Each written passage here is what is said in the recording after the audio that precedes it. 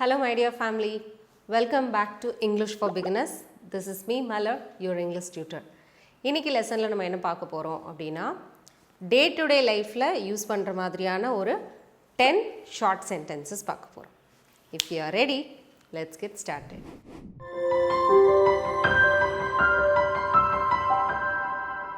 Stop learning, never stop growing, never stop seeking the brightest star.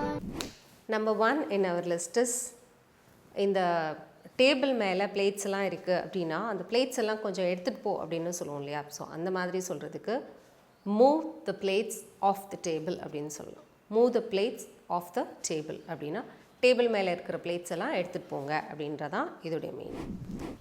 Number 2 in our list is சாப்பாடு இன்னும் வேகலை அப்படின்றது. நம்ம ஏதாவது cook பண்ணிகிட்ருக்குறோம் அப்படின்னா சாப்பாடு வைங்க அப்படின்னு சொல்கிறாங்க அப்படின்னா இல்லை இன்னும் வேகலை அப்படின்னு சொல்லுவோம் இல்லையா. ஸோ அந்த மாதிரி சொல்கிறதுக்கு it is not cooked yet அப்படின்னு சொல்லலாம். It is not cooked yet அப்படின்னு சொல்லலாம். Number 3 in our list is உன்னோட சாப்பாடு ஆறிட்டுருக்கு, சீக்கிரம் சாப்பிட்டு அப்படின்னு சொல்லுவோம் இல்லையா. ஸோ அந்த மாதிரி சொல்கிறது சாப்பாடு ஆறிட்டுருக்குது அப்படின்றத இங்கிலீஷில் எப்படி சொல்லலாம் அப்படின்னா your food is getting cold அப்படின்னு சொல்லலாம். your food is getting cold அப்படின்னா சாப்பாடு ஆறிட்டுருக்கு அப்படின்னு சொல்கிறது.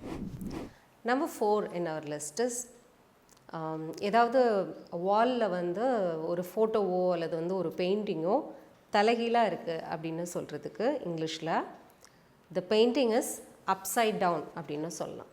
the painting is upside down, the photo is upside down அப்படின்னா தலைகீழாக இருக்குது அப்படின்னு சொல்கிறது. photo is hanging upside down அப்படின்னு சொல்லலாம். Number 5 in our list is எனக்கு தூக்கம் வருது அப்படின்னு சொல்லுவோம்ல, எனக்கு தூக்கமாக வருது அந்த மாதிரி சொல்கிறதுக்கு I feel sleepy அப்படின்னு சொல்லலாம் ஆர் I feel drowsy அப்படின்னு சொல்லலாம்.